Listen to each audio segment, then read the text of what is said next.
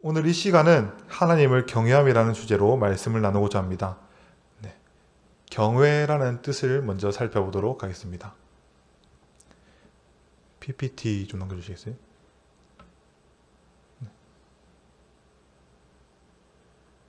네.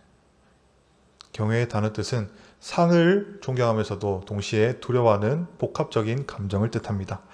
자, 경외하다라는 말의 헬라어 단어를 살펴보도록 하겠습니다.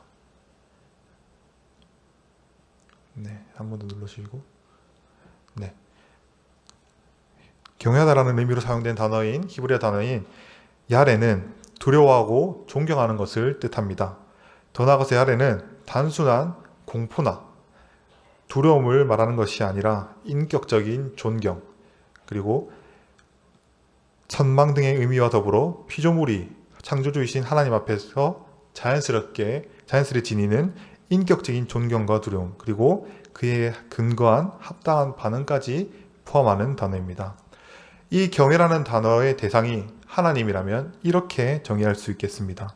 오늘 주제인 하나님을 경외한다는 것은 삶의 모든 영역에서 하나님의 절대 주권을 인정하는 가운데 하나님을 전적으로 믿고 의지하며 순종하는 삶의 자세를 말합니다.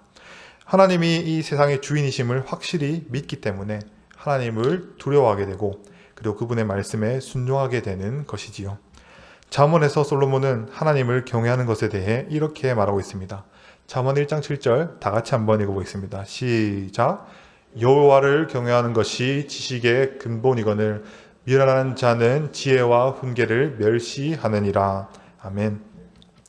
여기서 말하는 근본은 레시트라는 히브리어인데 레시트의 뜻은 머리, 꼭대기, 정상 등을 의미하는 롯이라는 단어에서 유래된 것으로 주된 뜻은 첫째, 그리고 시작, 그리고 가장 중요한이라는 의미를 가집니다.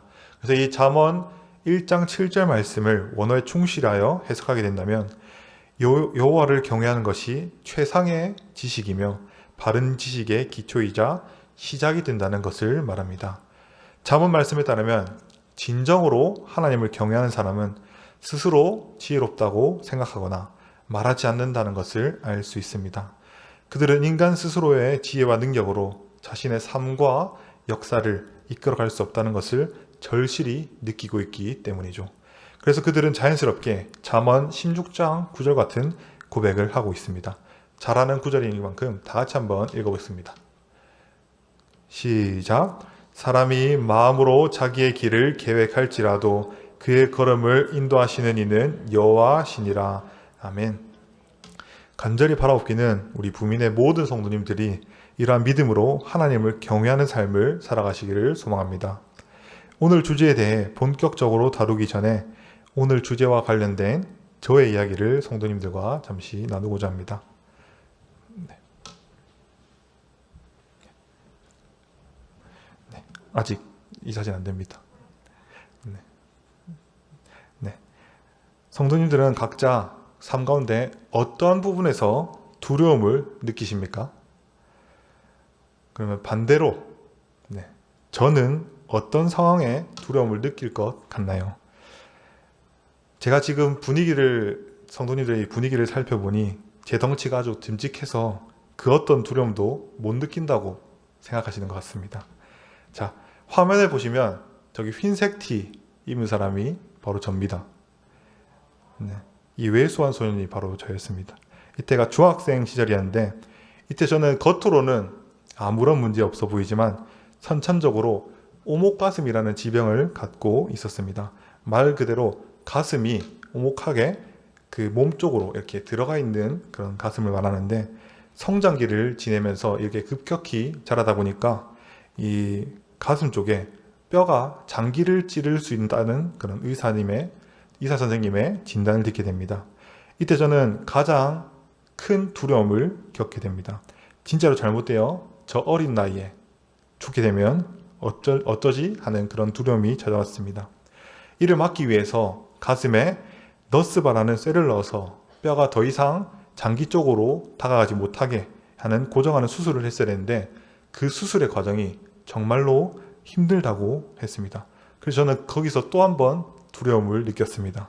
수술이 잘못되면 어쩌지 하고 말이죠. 그러나 제 걱정이 정말로 부끄럽게 생각될 만큼 수술이 너무나 잘 끝났습니다. 네, 그런데도 저는 또 두렵습니다. 왜냐하면 이 수술이 끝났지만 수술하고 나서 이 몸 안에 쇠로 된 발을 넣고 지냈어야 됐기 때문에 제가 좋아하는 운동도 못했고, 그리고 일자로만 누워 있어야만 했습니다. 그래서 이런 불편함을 겪으면서 제가 2년이나 견딜 수 있을까라는 두려움이 있었습니다. 그렇습니다. 저는 어릴 때 이 중학생 시절부터 고등학생에 이르기까지 학창 시절에 신체의 아픔으로 매사에 두려움이 가득한 겁쟁이였습니다. 이렇게 겁 많고 두려움 많았던 소년이 어떻게 지금처럼 이렇게 듬직하고 겁낼 것 하나도 없어 보이게 바뀌었을까요? 약 11년에서 12년 전에 제가 신학의 길을 걸어가기로 다짐한 그때가 터닝 포인트가 되지 않나 싶습니다. 사실 그때도 동일하게 신학의 길을 걷겠다고 다짐은 했지만 확신이 없어서 늘 제가 기도로 제가 이 길을 가도 될까요? 라고 하나님께 기도하고는 했었습니다. 그럴 때마다 하나님은 저에게 동일하게 담대함을 주시게 되었습니다. 그리고 동시에 잠언 말씀이 떠오르면서 사람을 두려워하지 않는 마음이 제게 자리 잡을 수 있었습니다. 그래서 한마디로 저의 지난 삶들을 정리하면 하나님께 엎드려 구하고 하나님을 경외하고 하나님께 나아갔더니 인간의 노력을 얻을 수 있는 담대함이 아니라 하나님께서 주시는 담대함으로 하루하루를 살아갔다는 것을 깨달을 수 있었습니다. 이제부터 본격적으로 하나님을 경외함이라는 주제로 말씀을 살펴볼 텐데, 이 시간 성도님들도 이 시간을 통해서 하나님을 경외하는 삶이 무엇인지를 깨닫고 진정으로 하나님을 경외하는 삶을 살아가시를 축복합니다. 먼저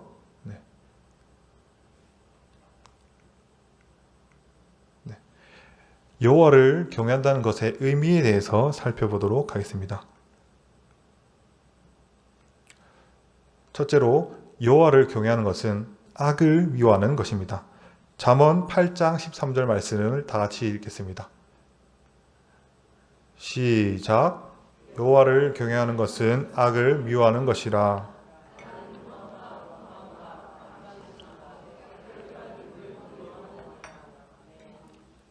아멘.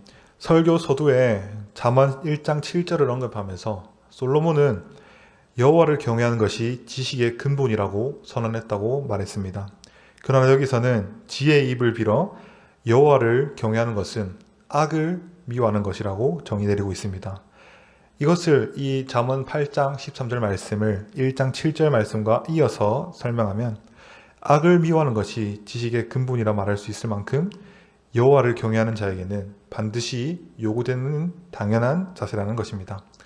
이렇듯 악을 혐오하고 적대시하는 것은 경건하고 의로운 삶을 살아가고자 하는 자, 즉 여호와를 참되게 경외하는 자에게 있어서는 선을 행하고 의를 지키고 겸손을 사랑하는 것만큼이나 중요하다는 것을 알 수 있습니다. 그래서 원어업기는 우리 부민교회 성도님들이 악을 미워하며 모든 악한 행동으로부터 멀리하고 지혜로운 자, 여호와를 경외하는 자가 되시기를 소망합니다. 두 번째로 여호와를 경외하는 것은 지혜라고 말하고 있습니다. 시편 111편 9절에서 10절 말씀 다 같이 읽겠습니다. 시작. 여호와께서 그의 백성을 속량하시며 그의 언약을 영원히 세우셨으니 그의 이름이 거룩하고 지존하시도다. 여호와를 경외함이 지혜의 근본이라. 그의 계명을 지키는 자는 다 훌륭한 지각을 가진 자이니 여호와를 찬양함이 영원히 계속되리로다. 아멘. 시인은 하나님이 거룩하고 두려운 분이라는 것을 아는 것에 그치지 않고 그 알미 우리 삶의 태도로 어떻게 이어져야 되는지를 설명하고 있습니다. 이 시편 111편 9절과 10절 말씀에서 세 가지를 우리에게 말해주고 있습니다. 먼저 하나님을 두려워하고 존경하는 마음인 경외함은 단순히 감정으로 끝나는 것이 아니라 세상을 올바르게 살아가게 하는 모든 지혜가 뿌리가 된다고 말하고 있습니다. 그리고 두 번째로 하나님을 진심으로 공경하고 경외하는 사람은 자연스럽게 그분의 계명을 실천하며 살게 된다고 말하고 있습니다. 그리고 마지막으로 믿음과 이 계명을 지키는 삶은 하나라는 뜻인데 머리로만 아는 지식이 아니라 말씀을 따라 실제로 살아갈 때 비로소 사물을 바르게 판단할 수 있는 분별력과 통찰력이 생긴다는 것입니다. 말이 조금 어려웠죠. 한마디로 시인은 여호와께서 거룩하고 지존하신 분임을 경험을 통해 느꼈고 그 여호와를 경외하는 것이 우리의 삶의 지혜라는 것을 고백하고 있는 것입니다. 그 마음으로 말씀을 실천하며 살아가면 우리는 세상을 바르게 바라보는 진정한 지혜를 갖게 되는 것입니다. 이를 기억하심으로 여호와를 경외함으로써 지혜로운 삶을 살아가는 성도님들 되시기를 축복합니다. 여호와를 경외한다는 것의 세 번째 의미는 다 같이 한번 읽어볼까요? 시작! 여호와를 경외하는 것은 생명의 샘을 나타냅니다. 성도 여러분들, 뜨거운 사막을 걸어가는 사람들에게 무엇이 제일 간절하다고 생각합니까? 바로 앞에 나오는 샘입니다. 샘은 단순히 물이 고여있는 웅덩이가 아닙니다. 땅속 깊은 곳에서 끊임없이 솟구쳐 나오는 생명의 근원입니다. 이 본문은 생명의 근원이 다름 아닌 여호와를 경외하는 것이라고 말하고 있는 것입니다. 저는 이 본문에서 이 생명의 샘에 중점을 두고 묵상을 해보았습니다. 샘은 밖에서 우리가 물을 부어서 이제 웅덩이가 만들어지는 것이 아니라 그 안에서 땅 속에서 솟아나는 것입니다. 이러한 점에서 우리가 하나님을 경외할 때 우리의 내면에서의 변화가 일어난다는 것을 깨닫게 되었습니다. 샘물의 특징을 곰곰이 생각하다 보니까 하나님의 은혜가 자연스럽게 떠올랐고 하나님의 은혜와 샘의 공통된 특징을 발견하게 되었습니다. 먼저 샘물은 계속해서 흐르기 때문에 어느 곳에 고이지 않습니다. 그래서 불순물이나 오염된 오물이 섞인다 할지라도 계속해서 흐르기 때문에 깨끗하게 바뀌어지게 됩니다. 이러한 모습이 하나님께서 우리에게 날마다 부어주시는 은혜가 아닌가 생각하게 되었습니다. 우린 적어도 일주일에 한 번 교회에 나와 하나님이 주시는 말씀으로 은혜를 누립니다. 그런데 우리가 각자의 삶을 살아가다 보면 그 은혜로 살겠다고 다짐했음에도 불구하고 돌아보면 받은 은혜는 온데간데 없고 우리 마음대로 행동할 때가 많습니다. 그런데 잠언에서 하나님을 경외하는 것이 생명의 샘이라고 분명히 말하고 있습니다. 그렇습니다. 우리가 삶 가운데 하나님을 의식하며 살아갈 때, 하나님을 경외하며 거룩한 삶을 살아갈 때 하나님은 우리 삶의 죄악과 불순물을 씻어줄 뿐만 아니라 우리의 삶이 거룩한 삶이 될 수 있게 인도하여 주신다는 것입니다. 이처럼 하나님께서 우리에게 날마다 부어주시는 은혜를 매일매일 누림으로써 깨끗한 삶과 그런 인생들을 살아가시기를 소망합니다. 또 다른 샘물의 특징이 있습니다. 이 샘의 특징의 다른 특징은 샘 주위에는 풀이 자라고 나무가 자란다는 사실입니다. 나무가 잘 자라는 환경은 사막보다는 물이 잘 공급되는 곳에서 잘 자라납니다. 당연히 당연한 거겠죠. 우리도 우리의 생활도 우리의 상황도 이와 같습니다. 늘 똑같은 일상, 늘 똑같은 패턴의 삶을 살아가다 보면 우리 스스로 무기력해지는 것을 발견하고 금방 질리게 됩니다. 그러나 샘물같이 늘 생명력을 주는 삶이라면 어떻겠습니까? 광야 가운데 샘 하나가 터지면 그 주변의 토양이 바뀌고 새들이 모여들게 됩니다. 이처럼 우리의 인생이 하나님을 경외할 때 샘물같이 되어 우리 주위를 변화시킬 수 있다는 것을 간절히 믿으시기를 축복합니다. 이를 다른 말로 선한 영향력이라고도 합니다. 간절히 원하옵기는 먼저 우리 성도님들이 진정으로 하나님을 두려워하고 경외하여서 우리 주위에 선한 영향력을 끼치시기를 소망합니다. 먼저는 믿지 않는 가족들에게 하나님의 은혜를 전함으로 믿음의 가정이 되기를 노력하시고, 그리고 믿지 않는 이웃들에게도 하나님의 은혜가 전해져 나로부터 시작되는 그 하나님의 은혜를 누리는 모든 성도님들이 되시기를 간절히 축복합니다. 네, 이제 다음으로 우리가 여호와를 경외하는 것의 의미에 대해 살펴봤다면, 이제는 우리가 반대로 우리가 두려워하지 말아야 할 것들에 대해서 살펴보도록 하겠습니다. 자, 다 같이 한번 읽어볼까요? 시작. 우리는 우상이나 다른 신들을 두려워해서는 안 됩니다. 아멘. 자, 우리가 두려워하지 말아야 할 첫 번째 대상은 우상이나 다른 신들입니다. 열왕기하 17장 38절 말씀 다 같이 한번 읽어보겠습니다. 시작. 또 내가 너희와 세운 언약을 잊지 말며 다른 신들을 경외하지 말고. 아멘. 먼저 이 열왕기하 17장이 기록된 배경을 살펴보고자 합니다. 북이스라엘이 이제 아수르에게 멸망을 당하고 그 땅에는 여러 민족들이 살아가고 있었습니다. 그들의 입으로는 하나님을 믿는다고 하지만 실상은 그들이 가져온 우상들을 함께 겸하여 섬기고 있었던 것입니다. 이들의 모습을 보고 하나님께서는 다른 신들을 경외하지 말라고 하셨던 것입니다.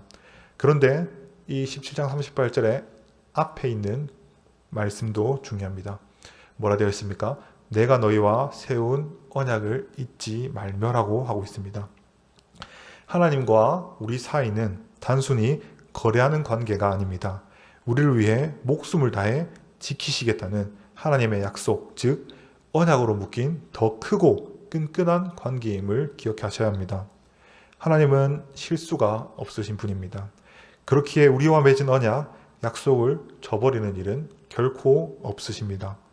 우리가 힘들 때나 기쁠 때나 어떤 때에든지 하나님은 변함없이 그 자리에 계시고, 그리고 우리를 바라보고 계십니다. 방금 저희가 읽은 이 말씀처럼 헛된 우상을 두려워하지 않기 위해서는 우리를 향해 늘 바라보고 계시는 신실하신 하나님을 늘 기억하고 경외해야 할 줄로 믿습니다. 그런데 중요한 것은, 이보다 더 중요한 것은 이들의 현 주소였습니다. 그들은 하나님을 믿긴 믿었습니다. 우상들과 함께 말이죠. 이를 혼합주의라고 합니다. 쉽게 말해 하나님도 섬기고 신도 섬기고 저 신도 섬기고 하는 다 쓱가서 믿는 것을 말합니다. 그런데 하나님은 이런 것을 전혀 원하지 않았습니다.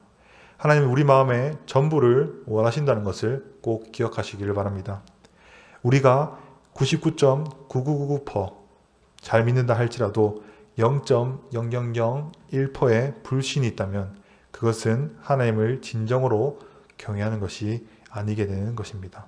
그래서 이 시간 도전 9기는 다른 신들을 경외하지 말라는 그 말씀을 곧 내가 너를 끝까지 책임지겠다 라는 하나님의 약속의 말씀으로 믿으시는 성도님들 되시기를 축복합니다. 이번 남은 한 주 세상의 목소리에 귀 기울이기보다는 우리와 언약을 맺으신 하나님의 그 음성에 조금 더 집중하시는 성도님들 되시기를 축복합니다. 그렇게 할 때 비로소 우리는 오직 주님 한 분만으로 만족하는 삶을 살게 될 것이고 하나님 한 분만을 경외하게 될 것이기 때문입니다. 자, 우리가 이제 두려워하지 말아야 할 두 번째 대상은 바로 사람입니다. 잠언 29장 25절 말씀 다 같이 한번 읽겠습니다. 시작.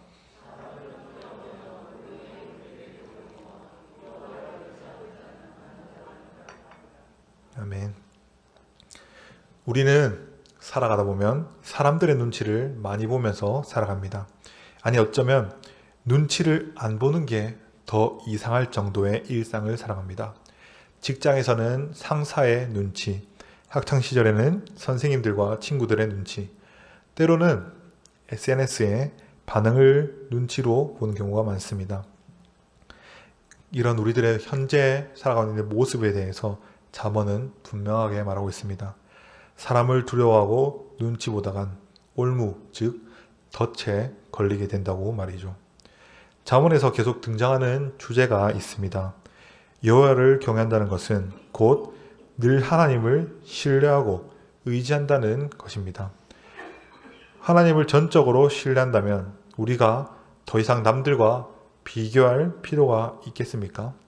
하나님이 우리의 길을 인도해 주실 것이기 때문에 우리는 더 이상 남들의 시선에 신경 쓰지 않고 그 사람들의 평가에 일희일비하지 않을 것입니다. 왜냐하면 결국 세상 끝날에 나를 심판하실 하나님이 우리의 인생을 다 아시기 때문입니다. 또한 이 세상은 만물을 지으시고 우리를 구원하실 하나님보다 사람을 더 크게 바라보는 것은 명백히 성경에서 말하는 불신앙의 모습임을 기억해야 합니다. 사울의 모습이 바로 오늘 방금 다룬 이 사람을 두려워하는 대표적인 예입니다. 사무엘상 15장 24절 제가 읽어드리겠습니다. 사울이 사무엘에게 이르되 내가 범죄하였나이다. 내가 여호와의 명령과 당신의 말씀을 어긴 것은 내가 백성을 두려워하여 그들의 말을 청종하였음이니이다. 아멘. 분명 사무엘이 자신이 도착하기 전에는 사울에게 아무것도 하지 말고 잠잠히 기다리라고 했습니다.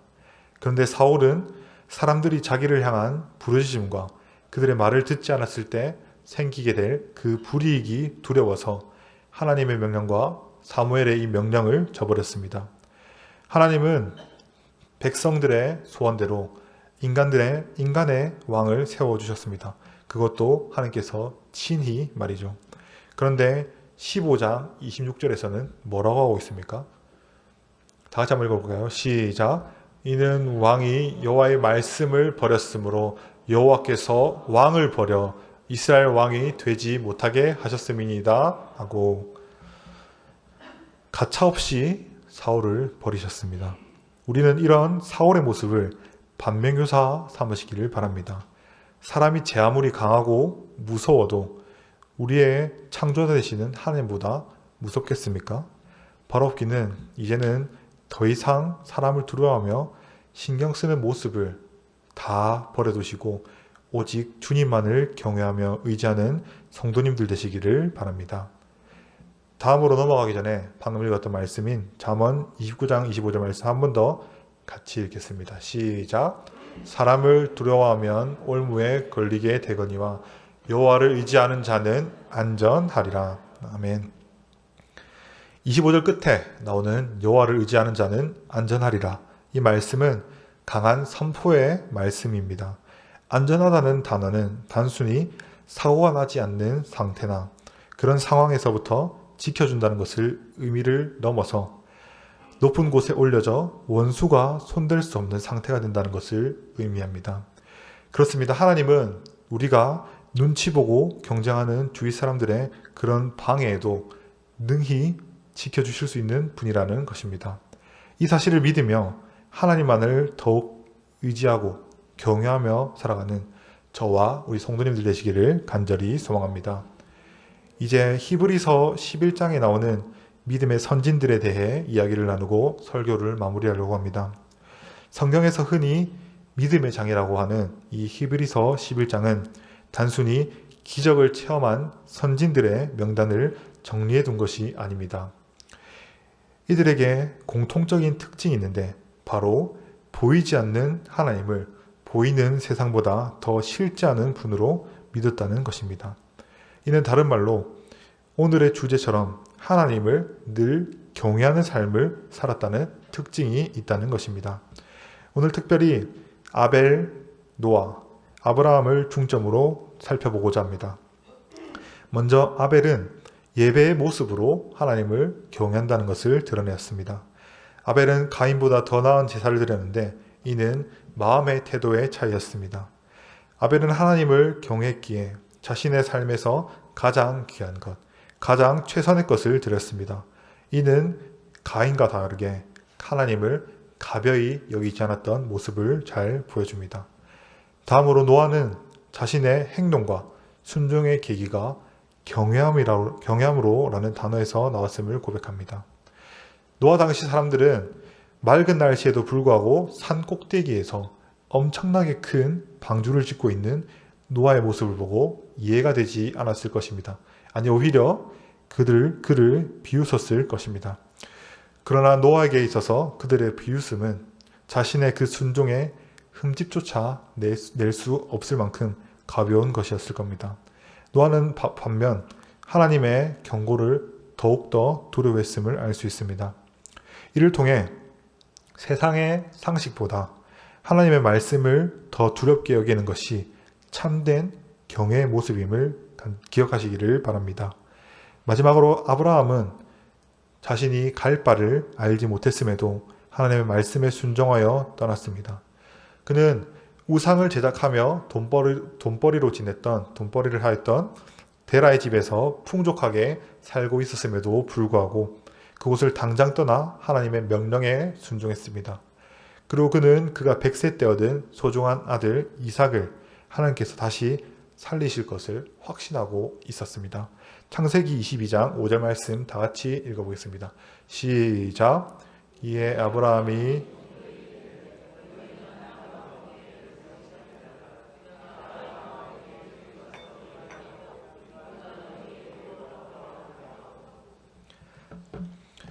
분명 아브라함은 하나님의 말씀에 순종한 자였습니다. 그런데 지금 뭐라고 하고 있습니까?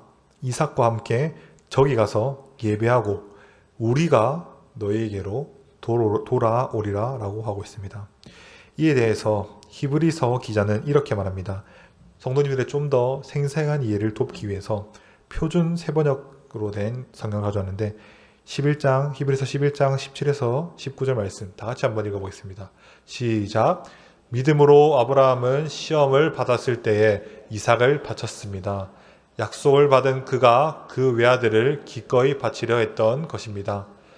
일찍이 하나님께서는 아브라함에게 말씀하시기를 이삭에게서 너의 자손이 불릴 자손이 태어날 것이다 하셨습니다. 아브라함은 하나님께서 이삭을 죽은 사람들 가운데서도 되살릴 수 있다고 생각하였습니다. 그러므로 비유하건대 아브라함이 이삭을 죽은 사람들 가운데서 되받은 것입니다. 아멘. 이삭을 번제로 드리는 것은 그가 죽게 될 것을 전제로 하고 있습니다. 그럼에도 함께 돌아오리라. 이 말은 비록 이삭을 번제로 드릴지라도 하나님께서는 능히 죽은 자 가운데서 그를 다시 살리실 분이라고 믿었던 것입니다. 이삭을 통해 역사하실 하나님이 살아계시고 당신의 일을 신실하게 행하실 것을 믿었습니다.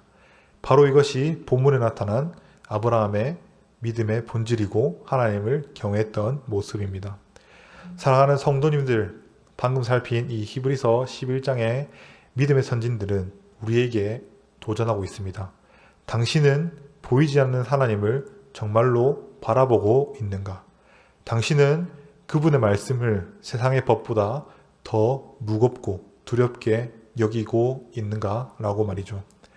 오늘 재차 강조했던 여호와를 경외하는 것이 지혜의 근본임을 기억합시다. 하나님을 두려워할 때 사람을 두려워하지 않게 됩니다. 하나님을 경외하는 자는 인생의 풍랑이 찾아올지라도 흔들리지 않는 편안함을, 안전함을 하나님께서 주실 것을 믿으시기를 바랍니다. 우리 모두가 아벨처럼 예배하고 노아처럼 순종하고 아브람처럼 믿고 떠나고 믿으시기를 바랍니다. 그렇게 할 때 우리가 바로 세상이 감당하지 못하는 사람, 하나님께서 친히 나의 벗이라고 불러주게 될 것입니다. 히브리서 11장 마지막 구절인 40절은 이렇게 말합니다. 제가 읽어드리겠습니다. 하나님께서 우리를 위하여 더 좋은 계획을 미리 세워두셨기 때문에 그들은 우리가 없이는 완성에 이르지 못할 것입니다. 아멘. 하나님은 우리 성도님들을 향한 그리고 우리를 향한 더 좋은 계획이 있으십니다. 믿음의 선진들의 믿음도 중요했지만 우리가 그 믿음의 본을 완성시킬 수 있다고 말하고 있습니다. 간절히 원하옵기는 하나님을 경외함으로써 하나님의 더 좋은 계획을 기대하며 하루하루를 살아가는 저와 우리 성도님 되시기를 간절히 바랍니다. 오늘 들은 말씀 가지고 두 가지를 이 시간 적용했으면 좋겠습니다. 다음 주에 한번 노란색 읽어볼까요? 시작. 우리 인생 가운데 하나님을 경외하는 것보다 중요한 것은 없다. 여호와를 경외하는 것이 참된 지혜이며 하나님을 경외하는 것은 선택이 아닌 필수 사항임을 기억하여 늘 경외함으로 세상을 살아가자. 네, 두 번째입니다. 이 시대의 믿음의 선진으로 살아가자. 과거 아벨, 노아, 아브라함 등 많은 믿음의 선진들이 있었지만 하나님은 우리를 향한 크신 계획이 있음을 기억하고 우리가 하나님을 두려워하는 모습으로 하루하루를 살아가자. 그렇게 살아가시는 성도님 되시기를 간절히 축복합니다.